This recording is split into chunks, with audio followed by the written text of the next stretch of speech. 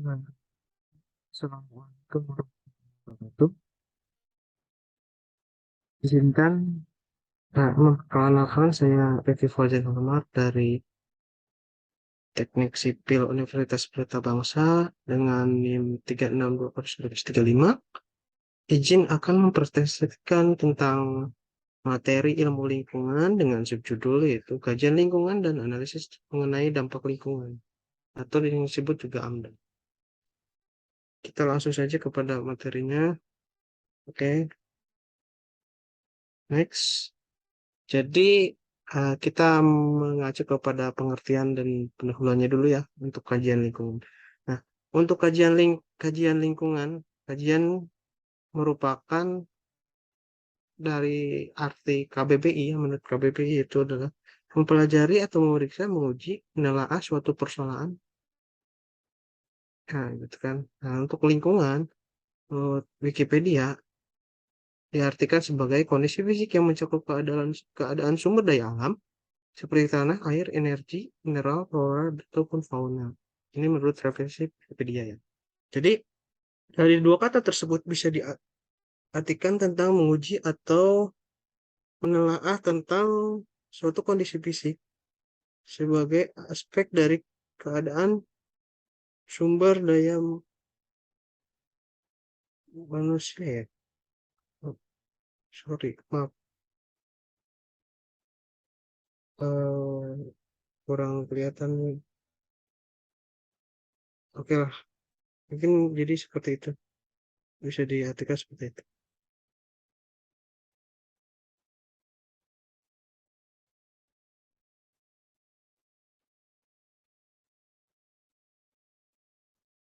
Oh, jadi sorry.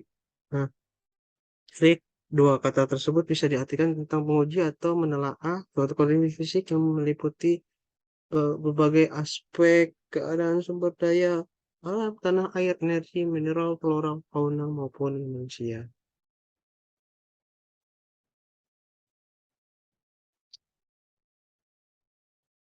Oke, untuk permasalahan. Jadi, dalam kajian lingkungan itu, dalam literatur atau buku wawasan lingkungan hidup, terdapat permasalahan yang benar serius diantaranya, yaitu dalam permasalahan tata ruang dan permasalahan perizinan lingkungan.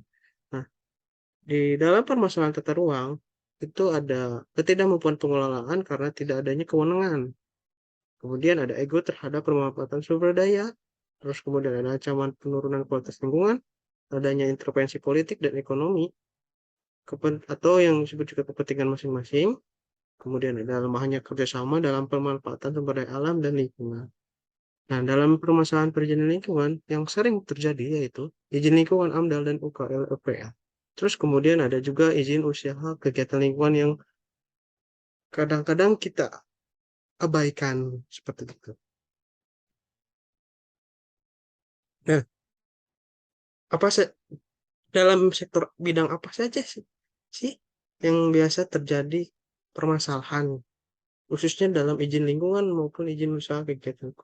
Nah, ini dia ada beberapa bidang ya. Yang pertama itu bidang bidang multi sektor, terus yang kedua bidang pertahanan, yang ketiga itu bidang perikanan dan kelautan, yang keempat itu ada bidang kehutanan, kemudian yang kelima itu ada bidang perhubungan ya, yang saling berkaitan ya. Terus untuk yang keenam itu berkait bidang teknologi satelit, yang tujuh bidang perindustrian. Sudah jelas kalau bidang perindustrian yang dimana banyak pabrik-pabrik kan, yang satu sisi bisa mengangkat ekonomi dalam suatu daerah, tapi jangka panjangnya juga pun ada resikonya tertentu dari pencemaran seperti itu. Terus yang kedelapan yaitu bidang pekerjaan umum, yang kesembilan yaitu bidang perumahan kawasan pemukiman ya. Oke, kita next. Nah, apa sih apa sih RT RW dan KLHS, hubungan timbal baliknya? Jadi kita lihat dari RT RW atau ruang tata ruang wilayah. Nah, dalam penataan ruang dalam suatu daerah diatur dalam UU Nomor 26 Tahun 2007. Itu sudah jelas baku undang-undangnya kan. Terus kemudian ada setiap wilayah memiliki kebijakannya sendiri dan diatur oleh dalam peraturan daerah yang masing-masing ya. Nah, untuk KLHS di kajian lingkungan hidup strategis itu diatur dalam UU nomor 32. Nah, dalam penyusunan sangat sangat harus diimbangi dengan kajian lingkungan hidup strategis. Jadi maksudnya pada saat penataan suatu wilayah atau suatu daerah, kita harus mengkaji terlebih dahulu terhadap lingkungan hidupnya, baik itu dampak, resiko maupun keuntungan yang akan didapat. Jadi harus kita analisis, mungkin seperti itu. Jadi, nah, ada tujuan dari KLAS ini sangat berkesinambungan dengan kelayakan hidup dan dari manusia ataupun makhluk lainnya. Jadi sudah jelas ya, kita hidup ini di dunia ini tetap ingin nyaman, ada rasa nyaman, ada rasa aman, mau aman dari bahaya, baik itu dari bencana alam ataupun dari bahaya pencemaran, gitu kan. Makanya harus dikaji terlebih dahulu. Oke, untuk pengertian KLHS itu yaitu kajian lingkungan hidup strategis adalah rangkaian analisis yang sistematis, menyeluruh, dan partisipasi dalam penggunaan untuk memastikan bahwa prinsip pembangunan berkelanjutan telah menjadi dasar integrasi dalam pembangunan suatu wilayah. Nah, kita masuk ke AMDAL. Untuk pengertiannya dari AMDAL itu ya kan kepanjangannya dulu ya. AMDAL itu apa sih kepanjangannya? Nah, AMDAL ini kepanjangannya analisa mengenai dampak lingkungan.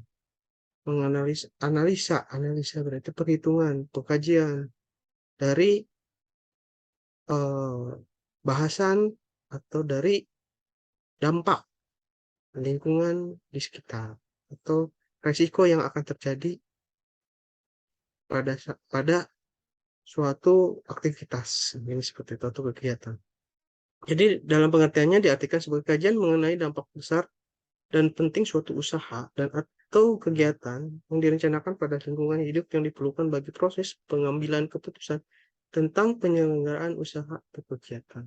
Kan seperti itu. Terus untuk kegiatan proyek pembangunan dokumen AMDAL dimaksudkan untuk panduan dalam pelaksanaan kegiatan. Jadi sebelumnya kita harus menyusun dokumen-dokumen AMDAL terlebih dahulu dari kajian dari KLHS, terus di AMDAL juga ada dokumen-dokumen yang harus dilengkapi. Nah, ini adalah penyusunan dokumennya. Prosedur penyusunan dokumen AMDAL. Kita bisa lihat dari tabel tersebut. Kita lihat ada rencana kegiatan dari pemakasan, proses penapisan, daftar kegiatan wajib AMDAL, Kepmen LH nomor 17 tahun 2001.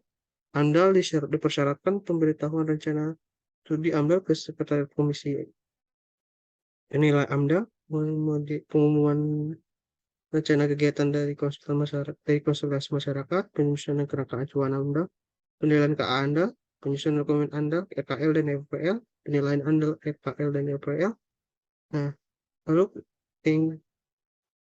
lalu layak lingkungan, tak layak lingkungan, kegiatan ditolak. Berarti kan kalau disahkan mungkin dilanjut ke surat kelayakan lingkungan oleh TLH Gubernur Wali Kota proses perizinan, dan jika AMDAL tidak diperlukan, nah masuk ke penyusunan upaya pengelolaan lingkungan atau UKL disebut, upaya pemantauan lingkungan, rekomendasi dari instansi yang bertanggung jawab. Jadi jika misalkan memang tidak diperlukan AMDAL, nah kita harus tetap menyusun upaya pengelolaan lingkungannya atau pemantauannya, gitu kan, izin UKL dan UPL-nya tersebut. Lalu kita mengajukannya ke instansi yang bisa mempertanggungjawabkan atau oke, ini yakin tidak usah pakai AMDAL tapi kita perlu UKL dan UPL sehingga bisa kegiatan ini berlangsung dan berkesinambungan atau bisa dilaksanakan juga. Mungkin seperti itu. Oke, lanjut ke nextnya. Nah, ini untuk ruang lingkup penyusunan dokumennya. Kita bisa lihat dari gambar 2, ruang lingkup dokumen AMDAL. Nah, rencana kegiatan usaha itu dari KA atau KA. Potensi dampak penting. Jadi yang di rumah lingkungan hidupnya. Jadi metodenya itu pelingkupan antara ANDAL, pengumpulan data, metode pengumpulan data, terus ada ANDAL, perakiraan dampak impact prediction, dampaknya, perakiraan atau prediksi gitu kan. Nah, itu menggunakan metode perakiraan dampak, terus ada ANDAL, evaluasi dampak impact evaluation. Evaluasi berarti penilaian dari hasil perakiraan dampaknya, kemudian menggunakan metode evaluasi dampak.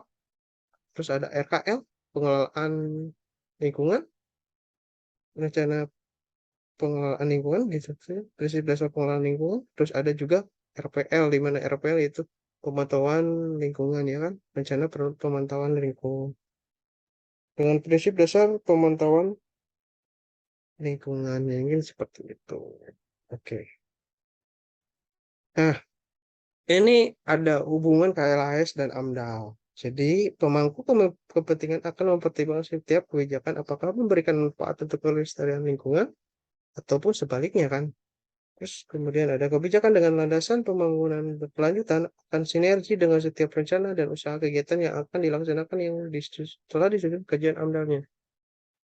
Nah, untuk pengambilan keputusan atau kelayakan lingkungan dalam AMDAL harus memperhatikan hasil dari KLHS. Mungkin seperti itu. Maaf agak sedikit typo dari penulisannya ya. Kita lanjut ke halaman selanjutnya. Nah, saya ada sedikit untuk kasus tentang kerusakan lingkungan. Nah, ini ada kerugian ekologi dalam pembangunan di Provinsi Kalimantan Timur. Jadi, kita tahu ya, Kalimantan Timur itu sebagai salah satu daerah yang penghasil tambang. Ini kita coba kita jelaskan atau kita pahami nih. Kalimantan Timur adalah salah satu provinsi terkaya di Indonesia yang dikaruniai pelimpahan sumber daya alam. Rata-rata pertumbuhan ekonomi Provinsi Kalimantan Timur selama tahun 1990-an hingga tahun 2000-an mencapai lebih dari 7%. Oh, sangat besar sekali ya. Dalam jangka waktu sekitar 10 tahun itu kenaikannya sampai 7% itu sangat luar biasa per tahun. Jadi indeks pembangunan manusia tertinggi ketiga di Indonesia dan indeks kualitas lingkungan juga sangat baik. Coba kita lihat kan. Nah, berarti kan dari 7% ini sangat bagus dalam pembangunan manusia ini jamin juga memperhatikan tentang kualitas lingkungan juga kan gitu kan. Oke, namun saat ini Provinsi Kalimantan Timur mengalami kontraksi pertumbuhan ekonomi hingga -1,28% yang dibarengi di, di dibarengi dibarengi dibarengi itu ya diimbangi lah ya pula dengan peningkatan kejadian bencana alam. Jadi untuk saat ini sangat riskan ya adanya mengalami penurunan hingga -1,28% akibat dari kerusakan maupun dari bencana alam. Hal ini menunjukkan indikasi bahwa Provinsi Kalimantan Timur mengalami paradoks kesejahteraan dan kelestarian. Hasil studi menunjukkan bahwa kerugian ekologis tertinggi disebabkan oleh luasnya lahan kritis. Luasnya lahan kritis, yang dimaksud luasnya lahan kritis itu mungkin luasan di mana lahan produktif yang harusnya dibuat produktif dijadikan bahan atau dijadikan lapangan tambang atau dijadikan lahan untuk tambang. yang seperti itu, sehingga disebut kritis. Kemudian secara berurutan kerugian akibat eksploitasi batu bara, gas bumi, dan minyak bumi. Ini bisa dilihat dari gambarnya, eksploitasi batu bara. Kerugian ekologis tersebut telah mengoreksi tingkat kesejahteraan sampai 76% dari PDRB. Hasil studi lainnya menunjukkan bahwa tingginya kerugian ekologis disebabkan oleh lemahnya peraturan daerah yang berkaitan dengan lingkungan dan penegakan hukum. Nah, jadi akibat eh, apa kerugian ekologis ini disebabkan oleh lemahnya peraturan daerah dan berkaitan dengan lingkungan dan penegakan hukum. Jadi ruang lingkup antara perizinan, terus kajian lingkungan hidup ataupun peraturan daerah yang sudah ditetapkan di setiap daerah itu tidak jalan gitu kan. Eh, Sehingga menyebabkan juga tingkat kecederaan itu 76% dari eh, jadi adanya kerugian kan dalam ekologis tersebut.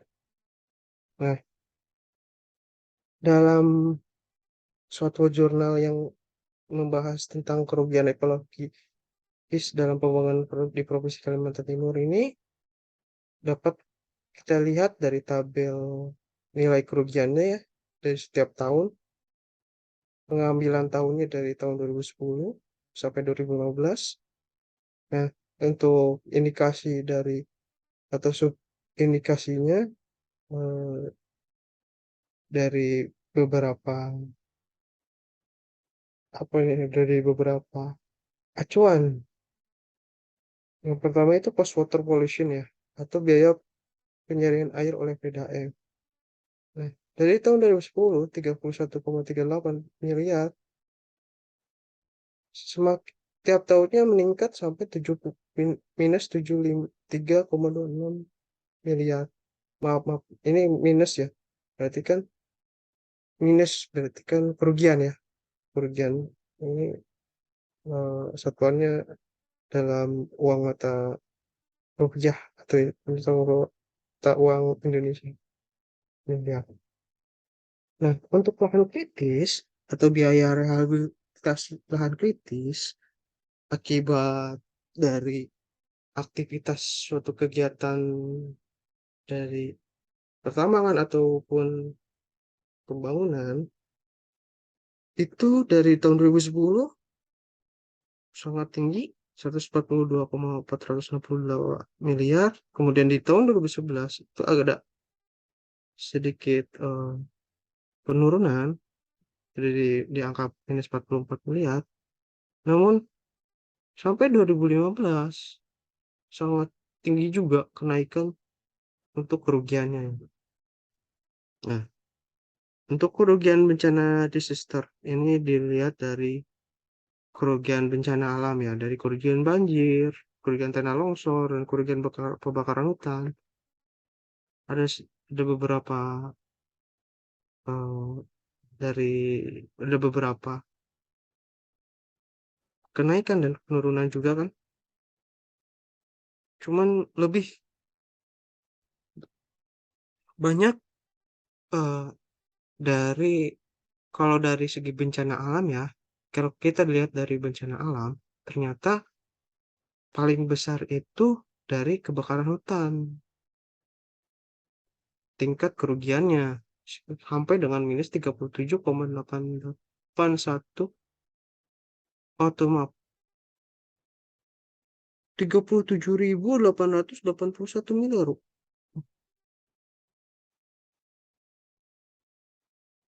Sangat besar sekali ya. Mungkin maaf, ini harusnya 37. Terus untuk 37.881 miliar. Ini juga harusnya 442.462 miliar. Nah, kita lihat dari indikator yang keempat, yaitu deflection of renewable resource, depletion of unrenewable unrenewable resource. Ini maksudnya tentang pertambangan ya. Kita lihat dari hoteling rent minyak bumi atau penyewaan lahan untuk area tambang minyak bumi ya. Kita lihat dari tahun per tahun ada peningkatan yang sangat lumayan sampai 2013. Kemudian di tahun 2014 ada penurunan dan juga di 2015 ada penurunan untuk minyak bumi karena mungkin eh, setiap tahunnya produksinya berbeda-beda ya kebutuhannya dari setiap tahun. Itu kalau yang kedua itu regas bumi 66.000, 84.000, 90.000, 95.000, 63 miliar, 84.000, 50.000. Ada penurunan ya untuk gas bumi dan juga untuk batu bara eh, ada peningkatan di tahun 2011 sampai 2012, ada peningkatan dari 10 dari 2011 terus kemudian penurunan sampai 2014, hanya ada lonjakan di tahun 2015. Terus untuk biaya forest deflection atau depresi hutan akibat kerugian yang telah di apa ya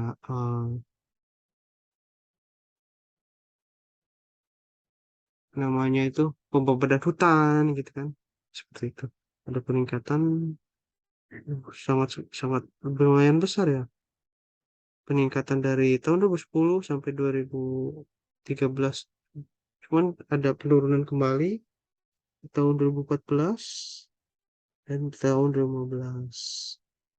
Oke, jadi untuk kita lihat dari jumlahnya ya, jumlah biaya ekologis kerugian ekologisnya itu kita lihat dari tahun 2010 dari 372.668 miliar turun di angka 324, naik lagi di tahun 2012 329.236, kemudian ada lonjakan besar di tahun 2013 sekitar 453.556 miliar, dan di tahun 2014 itu ada penurunan di angka 371.114, dan yang terakhir itu di tahun 2015 ada peningkatan di angka 414.055 miliar. Ini saya ambil dari jurnal Kerugian Ekologis ya. Jadi sangat besar sekali eh, dalam segi nilai kerusakannya, tinggi sekali. Jadi oke, jadi untuk kesimpulannya dari materi yang saya bahas adalah pentingnya KLHS dan AMDAL di dalam membangun suatu daerah sebagai langkah pencegahan kerusakan, maaf itu agak sedikit tipu, kerusakan lingkungan, dan juga mempertimbangkan pembangunan yang berkelanjutan atau yang disebut juga sustainable development. Oke. Ini sebagai daftar pustaka dari referensi yang saya ambil dari materi-materi tersebut. Oke, terima kasih eh, atas perhatiannya. Saya mohon maaf bila mana ada banyak yang kurang dalam materi ini. Dan juga saya pun masih belajar untuk memahami dan menggali lagi tentang ilmu lingkungan. Terima kasih. Assalamualaikum warahmatullahi wabarakatuh. Nah, ini sedikit contoh soalnya untuk jawaban. Terima kasih. Saya tutup.